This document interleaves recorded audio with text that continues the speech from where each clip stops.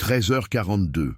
Le 18 janvier 1944, le sergent britannique Guillaume Thompson n'arrivait pas à arrêter de trembler. Pas à cause du froid, bien que le thermomètre affichât moins 18 degrés Celsius, il tremblait d'incrédulité. Le gardien allemand, le sous-officier Henri Müller, se tenait devant lui, avec une assiette fumante de ragoût et de nouilles maison.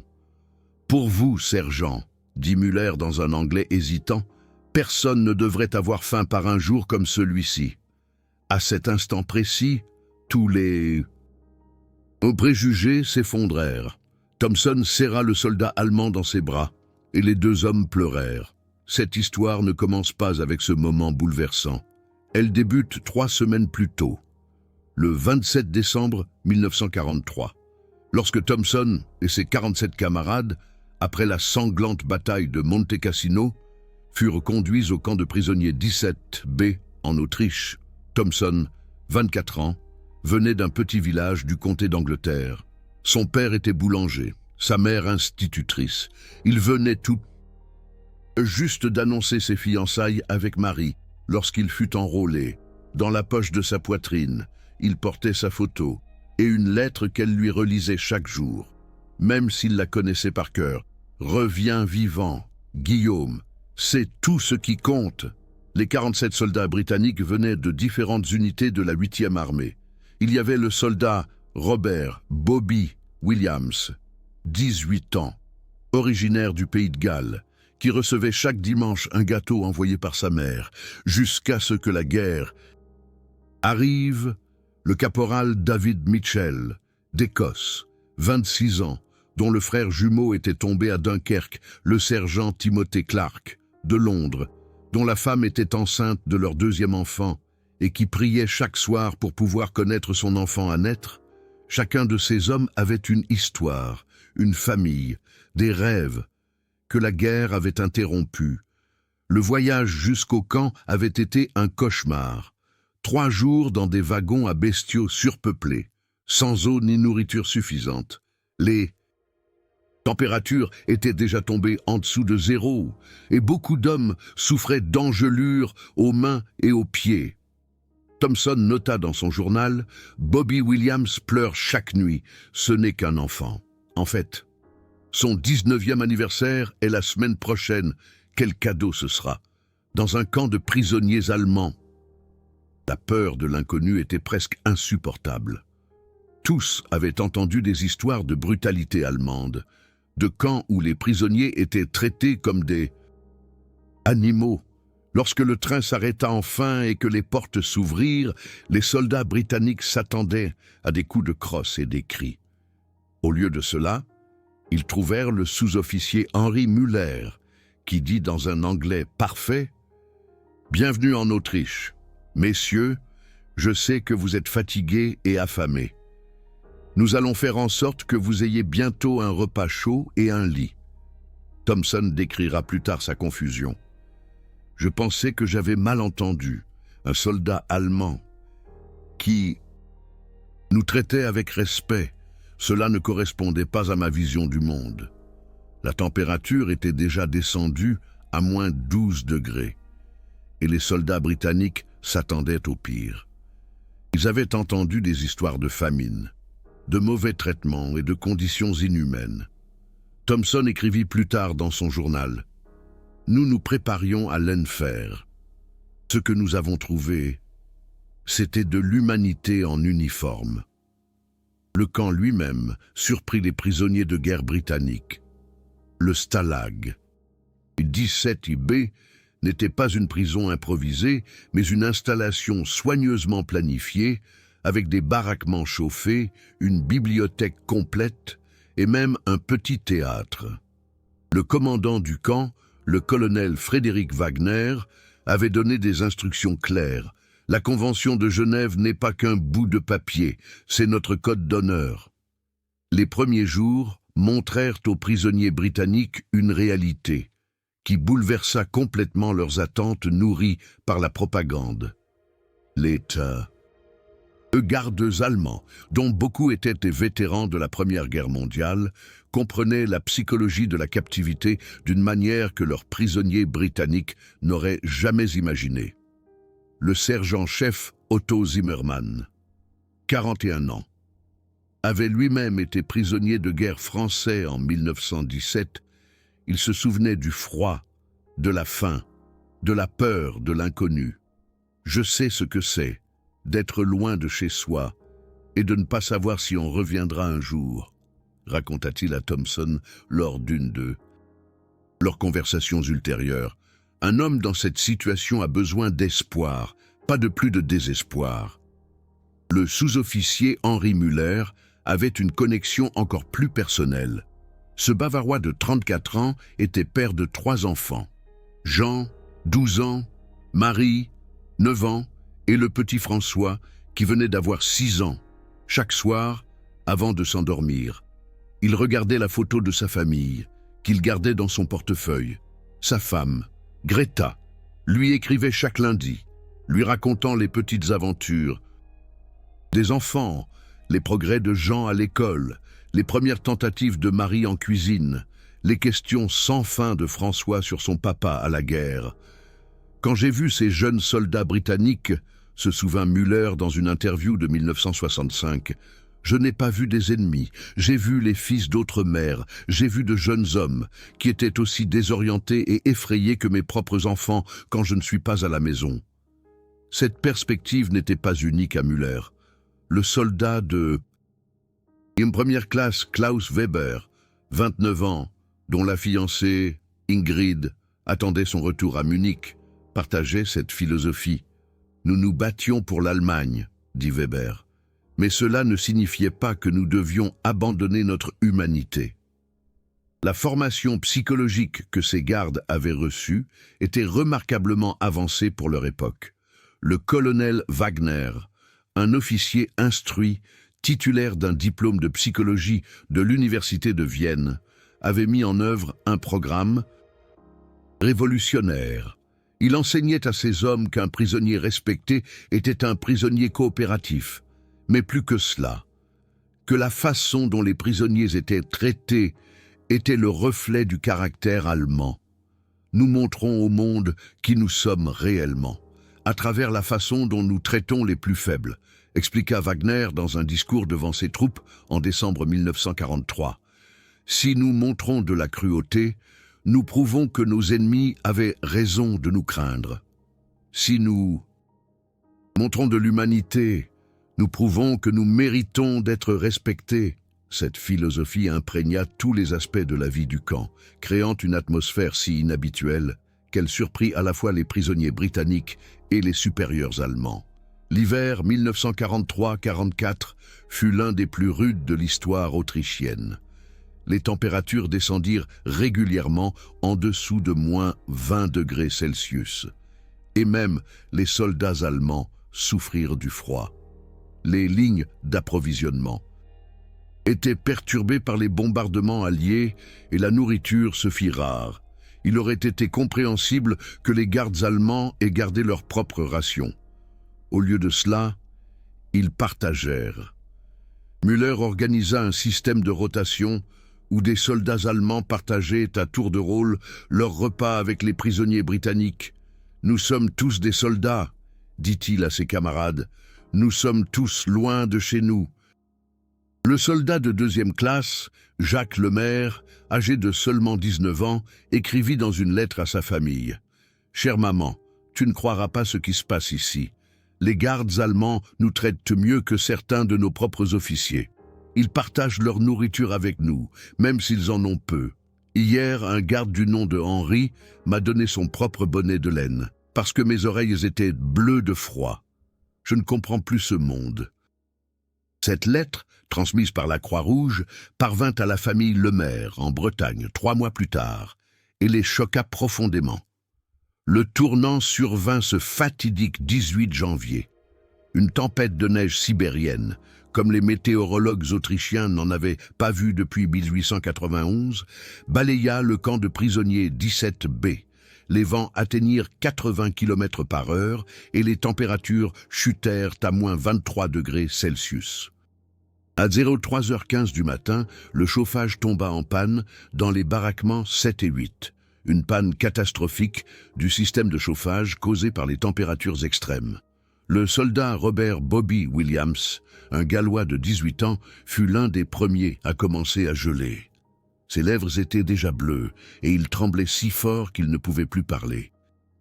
Le caporal David Mitchell d'Écosse, lui-même un homme robuste, habitué aux hivers rigoureux des Highlands écossaises, ne sentait plus ses propres doigts. « Je pensais que c'était la fin », se souvint-il des années plus tard. « Je pensais à ma mère à Édimbourg et au fait qu'elle ne saurait jamais ce qui m'était arrivé. » 23 prisonniers de guerre britanniques étaient en danger de mort immédiat. La solution standard aurait été de les déplacer vers les baraquements fonctionnels déjà surpeuplés, où ils auraient dû dormir sur le sol. Une situation inconfortable, mais survivable. Les gardes allemands avaient leur propre quartier chauffé, leur propre lit chaud, leur propre intimité. Il était inimaginable qu'ils partagent cela avec des soldats ennemis. Inimaginable pour tous, sauf pour le sous-officier Henry Muller. À 04h30 du matin, alors que la tempête de neige faisait rage avec une fureur inégalée, Müller prit une décision qui violait tous les protocoles militaires. Il rassembla ses camarades allemands dans leur salle commune chaude et posa une question simple. Voudriez-vous que vos fils, vos frères, vos pères meurent ainsi, dehors dans la neige, oubliés, seuls? La réponse fut unanime. Le soldat de première classe Klaus Weber fut le premier à se lever. « Faites-les entrer. »« Nous avons de la place. » Le sergent-chef Otto Zimmermann acquiesça. « Une pièce chaude est assez grande pour tous ceux qui ont besoin de chaleur. » Le sergent Guillaume Thomson put décrire plus tard sa confusion et sa gratitude. « Müller est venu me voir en personne, au milieu de cette tempête infernale. La neige collait à ses sourcils, son uniforme était raide de froid, mais il souriait. Il dit dans son anglais approximatif, « Sergent, vos hommes viennent dans notre pièce. Nous avons du feu et de la nourriture chaude. Vite, avant qu'ils ne se transforment en glace. » Je pensais que j'hallucinais à cause du froid. Un soldat allemand qui nous invitait dans sa propre maison. Le transfert des 23 Britanniques en train de geler fut un acte d'humanité qui se déroula dans des conditions extrêmes. Les soldats allemands, bravant eux-mêmes le froid, portèrent littéralement les prisonniers britanniques les plus faibles sur leur dos à travers la tempête de neige. Le soldat Williams, qui avait déjà perdu connaissance, fut porté par le soldat de première classe Weber, qui raconta plus tard « Il était si léger, ce garçon, comme mon petit frère. Je ne pouvais pas le laisser mourir là. » Lorsque les 23 soldats britanniques atteignirent les quartiers allemands, c'était comme s'ils entraient dans un autre monde. Une pièce chaude, brigte, avec un feu crépitant dans la cheminée. Des couvertures tissées à la main sur les lits. Des photographies de familles allemandes sur les murs. Ça sentait le bois, le tabac et... Est-ce que c'était de la nourriture? Thomson décrivit plus tard ce moment. C'était comme passer de l'enfer au paradis. Pas seulement à cause de la chaleur, à cause de la façon dont ils nous regardaient, pas comme des ennemis, mais comme des êtres humains qui avaient besoin d'aide. Ce qui suivit fut un moment d'humanité qui marquera tous les participants pour le reste de leur vie. Les soldats allemands cuisinèrent leurs plats d'hiver traditionnels, un ragoût copieux avec des pommes de terre, des carottes, des oignons et les quelques morceaux de viande qu'ils avaient. Ils servirent également des nouilles maison que le soldat de première classe Klaus Weber avait préparées avec la technique de sa grand-mère. Ce n'était pas seulement de la nourriture, écrivit Thomson plus tard. C'était de l'amour sur une assiette. Ces hommes ne nous donnaient pas seulement leur ration. Ils nous donnaient leur chaleur, leur espoir, leur humanité. Le ragoût était simple mais parfaitement assaisonné. Les nouilles maison étaient façonnées à la main et beurrées. Pour les soldats britanniques, qui avait vécu pendant des semaines avec des rations maigres, c'était comme un festin. Mais c'était plus que la nourriture, c'était la façon dont elle était servie. Les gardes allemands s'assirent avec eux, partageant non seulement leur nourriture, mais aussi leurs histoires. Müller raconta sa ferme en Bavière, ses enfants qui attendaient sa survie. Weber parla de sa fiancée à Munich, qui lui envoyait des colis tous les mois. Les Britanniques racontèrent leur propre famille, leurs rêves, leurs peurs. Dans cette pièce surpeuplée, alors que la tempête de neige faisait rage à l'extérieur, quelque chose d'extraordinaire se produisit. Les frontières entre gardes et prisonniers ne disparurent pas seulement. Elles devinrent totalement inutiles. Ce qui restait, c'étaient des humains dans leur forme la plus pure, vulnérables, reconnaissants, humains. Le soldat Robert Bobby Williams, le plus jeune du groupe, commença à pleurer. Non pas de peur ou de douleur, mais de débordement. « Pourquoi êtes-vous si gentil avec nous ?» demanda-t-il à Müller dans un allemand approximatif qu'il avait secrètement appris d'autres prisonniers. Müller répondit en plaçant la chaude couverture de laine de sa propre mère sur les épaules de Williams. « Parce que tu es le fils de quelqu'un. » Ces mots simples contenaient une philosophie qui touchait au cœur de la connexion humaine. À ce moment-là, les soldats allemands et les prisonniers de guerre britanniques ne se voyaient pas comme des ennemis nationaux, mais comme ce qu'ils étaient vraiment, de jeunes hommes qui étaient tous les fils de quelqu'un, tous aimés, tous désireux de rentrer chez eux. Le caporal Mitchell d'Écosse, qui avait perdu son frère jumeau à Dunkerque et qui détestait tous les Allemands depuis, se retrouva à demander au soldat de première classe Weber ce qu'était sa vie avant la guerre. « J'étais professeur, » raconta Weber. « J'apprenais aux enfants à lire. Après la guerre, je veux refaire ça. » Mitchell acquiesça lentement. « Mon frère était aussi enseignant. Il t'aurait bien aimé. » Le soldat Richardson, le jeune homme de 19 ans, originaire du comté d'Angleterre, commença doucement à fredonner « Douce nuit », la seule chanson allemande qu'il connaissait, apprise de sa grand-mère, qui la chantait toujours à Noël. Sa voix était douce, hésitante, mais pleine d'émotion. Le soldat de première classe, Weber, reconnut immédiatement la mélodie. C'était la chanson qu'Ingrid, sa fiancée, fredonnait toujours quand elle était nerveuse. Sans hésiter, il se joignit à lui, sa voix de basse profonde s'harmonisant parfaitement avec le ténor aigu de Richardson. Un par un, les autres se joignirent à eux. Allemands et Britanniques, gardes et prisonniers, tous unis dans une chanson qui, dans les deux langues, parlait de paix et d'espoir. « Stille Nacht, heilige Nacht » chantèrent les soldats allemands. « Silent Night, Holy Night » répondirent les prisonniers britanniques. La mélodie emplit la petite pièce, se mêlant au crépitement du feu et aux hurlements de la tempête à l'extérieur. Guillaume Thomson écrivit plus tard « À ce moment-là, j'ai oublié qu'il y avait la guerre.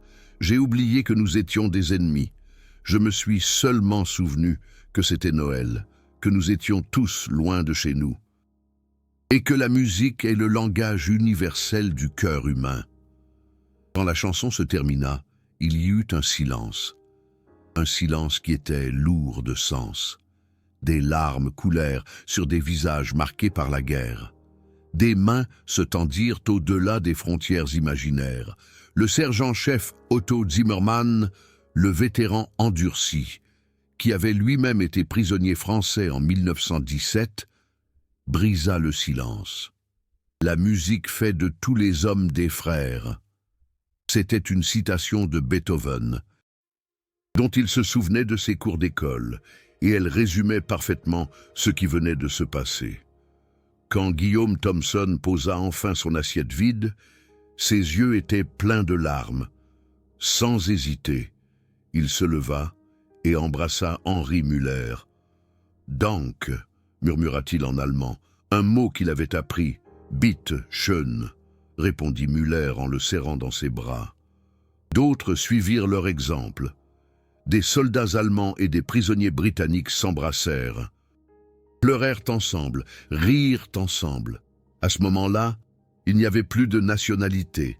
Plus d'uniformes, plus d'ennemis, seulement des êtres humains qui avaient reconnu leur humanité commune. La nouvelle de cette soirée extraordinaire se répandit rapidement dans le camp de prisonniers 17B. Le colonel Frédéric Wagner, au lieu de punir les gardes, les félicita. Ils ont incarné les plus hauts idéaux de l'honneur du soldat allemand, écrivit-il dans son rapport officiel. Dans une époque où la haine règne, ils ont montré que la compassion est plus forte. Ce rapport, qui resta enfermé dans les archives soviétiques pendant des décennies, ne fut rendu public qu'en 1991, révélant le commandement extraordinaire qui régnait dans les camps allemands. Les conséquences de cette soirée s'étendirent bien au-delà des murs du camp. Guillaume Thomson commença à apprendre l'allemand et entama de longues conversations avec Müller sur leurs pays respectifs, leur culture, leurs espoirs pour l'avenir. Richardson lança un échange culturel où les prisonniers britanniques enseignaient des chansons anglaises aux soldats allemands, tandis qu'ils apprenaient les traditions allemandes. Le camp se transforma, passant d'un lieu de captivité à un lieu d'apprentissage et de réconciliation. Le docteur Henry Bauer, le médecin du camp, documenta soigneusement ces changements. L'amélioration psychologique était dramatique, écrivit-il. Les tentatives de suicide parmi les prisonniers chutèrent à zéro. Les taux de maladie diminuèrent de 60%. Les hommes souriaient à nouveau, espéraient à nouveau, rêvaient à nouveau. C'est le pouvoir de l'humanité. Ces rapports médicaux, conservés dans les archives nationales autrichiennes, prouvent scientifiquement ce que tous ceux qui étaient là savaient déjà. La bonté guérit. Quand le printemps arriva et que les prisonniers de guerre furent finalement libérés, beaucoup refusèrent de quitter le camp sans dire au revoir à leurs gardes allemands. Guillaume Thomson remit à Müller une figurine en bois sculptée à la main représentant un symbole de paix avec la gravure « Pour Henri, l'homme qui m'a montré que les ennemis peuvent devenir amis, comté d'Angleterre, 1944 ». Müller pleura en la recevant et promit de la conserver pour le reste de sa vie. L'histoire ne s'arrêta pas à la libération. En 1947, alors que l'Allemagne était à terre et que le monde parlait de vengeance, Guillaume Thomson organisa une opération de secours pour ses anciens gardes. Il collecta de l'argent, de la nourriture et des vêtements et les envoya en Autriche. Ces hommes m'ont montré de la bonté alors qu'ils avaient eux-mêmes peu de choses, écrivit-il dans une lettre à la BBC. Maintenant, ce sont eux qui ont besoin d'aide. Il est temps pour nous de leur rendre leur humanité. L'émission atteignit Müller et sa famille et les aida à survivre au dur hiver d'après-guerre. En 1956, Guillaume Thomson se rendit en Bavière pour rendre visite à Müller. Les deux hommes, maintenant des civils aux cheveux gris et aux rides, se rencontrèrent pour la première fois depuis 12 ans. Ils s'embrassèrent à nouveau, pleurèrent à nouveau et mangèrent à nouveau ensemble. Cette fois, une potée et des nouilles maison, cuisinées par la femme de Müller selon l'ancienne recette familiale, c'était comme si les années avaient disparu, se souvint plus tard Guillaume Thomson. Nous étions à nouveau les jeunes soldats qui avaient chanté ensemble dans la tempête de neige. Cette amitié dura jusqu'à la mort de Müller en 1978. Guillaume Thomson lui rendit visite chaque été et ils échangeaient régulièrement des lettres. Leurs enfants devinrent amis. Leurs petits-enfants jouèrent ensemble. Ce qui avait commencé comme une captivité de guerre s'était transformé en une fraternité à vie. Guillaume Thomson prit la parole aux funérailles de Müller et dit « Henri m'a appris que l'homme qui te donne à manger quand tu as faim est ton frère, peu importe l'uniforme qu'il porte. » Les histoires du camp de prisonniers 17 devinrent un symbole de ce qui est possible quand l'humanité triomphe de la haine. Guillaume Thomson écrivit un livre sur ses expériences en 1985, intitulé « La potée qui a mis fin à la guerre ». Il devint un best-seller et fut traduit en 12 langues. Il reversa les bénéfices à des organisations qui soutenaient les anciens combattants de toute nationalité. Si mon histoire ouvre ne serait-ce qu'un cœur, brise un préjugé, permet une amitié, dit-il, alors la souffrance en valait la peine. Aujourd'hui, un mémorial se dresse à l'emplacement de l'ancien camp de prisonniers 17B. Il ne représente pas des armes ou des soldats, mais deux mains tendant une assiette de nourriture. L'inscription, en allemand et en anglais, se lit comme suit: « Dédié à l'humanité, qui brille même dans les heures les plus sombres. Ici, des ennemis ont appris à devenir amis. Le mémorial est visité chaque année par des milliers de personnes, dont de nombreux descendants des prisonniers et des gardes d'origine. Cette histoire n'est pas seulement un vestige du passé, elle est un rappel pour notre époque que l'humanité est un choix. Müller et ses camarades auraient pu simplement traiter leurs prisonniers comme des ennemis. Thompson et ses hommes auraient pu haïr leurs gardiens. Au lieu de cela, ils ont choisi la compassion, ils ont choisi de comprendre, ils ont choisi de pardonner. Ils ont choisi de voir des êtres humains, là où d'autres ne voyaient que des uniformes. C'est plus qu'une histoire de guerre, c'est un manifeste pour l'humanité. Cela nous montre que, même dans les circonstances les plus extrêmes, même quand le monde brûle et que les nations s'affrontent, des individus peuvent toujours choisir d'être bons, ils peuvent choisir de partager, ils peuvent choisir de guérir, ils peuvent choisir de construire des ponts. Là où d'autres érigent des murs, à une époque où la division et la haine regagnent du terrain, l'histoire de Thompson et Müller nous rappelle que le changement commence par un simple acte de bonté, une assiette partagée, une main tendue, un cœur ouvert. C'est l'héritage du camp de prisonniers 17B, que l'amour est plus fort que la haine, que l'humanité est plus forte que la guerre, qu'une assiette de soupe chaude peut faire fondre un cœur froid. Ce ne sont pas juste des statistiques tirées d'archives poussiéreuses. Ce sont les moments qui prouvent que l'humanité peut survivre, même dans la guerre la plus sombre.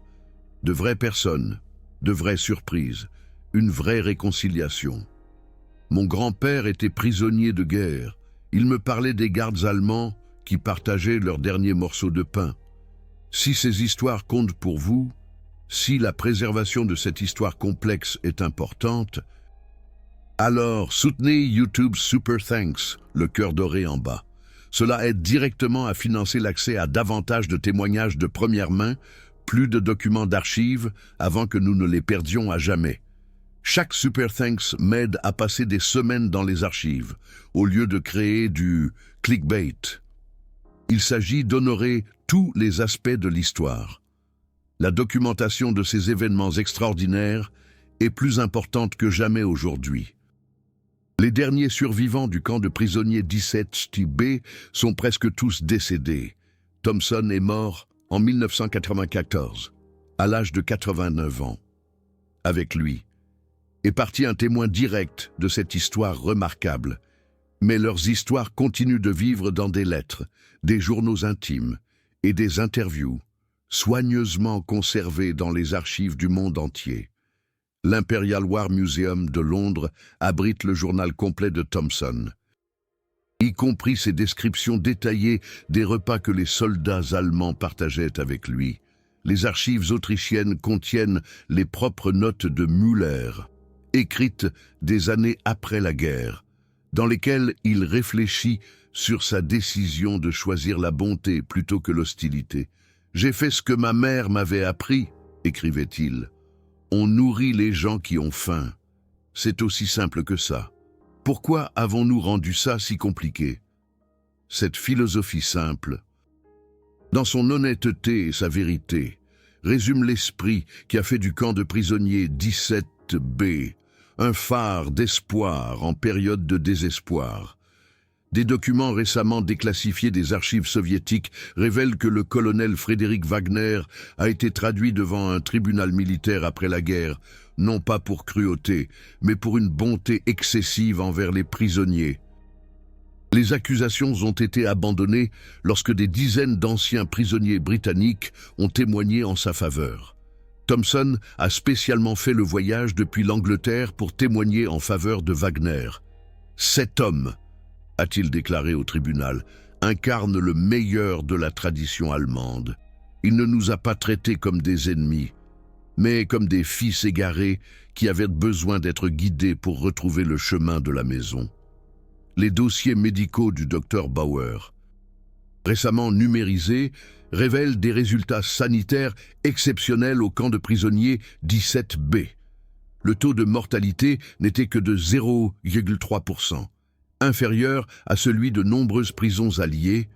L'incidence de la dépression était inférieure de 75% à celle des autres camps. Quand on laisse aux gens leur dignité, écrivait le docteur Bauer, non seulement leur corps guérit plus vite, mais leur âme reste intacte. Les preuves scientifiques éteignent ce que les survivants savaient intuitivement.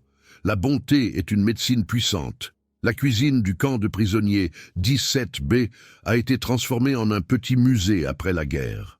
Les visiteurs peuvent encore voir la grande marmite dans laquelle Müller et ses camarades préparaient la légendaire soupe.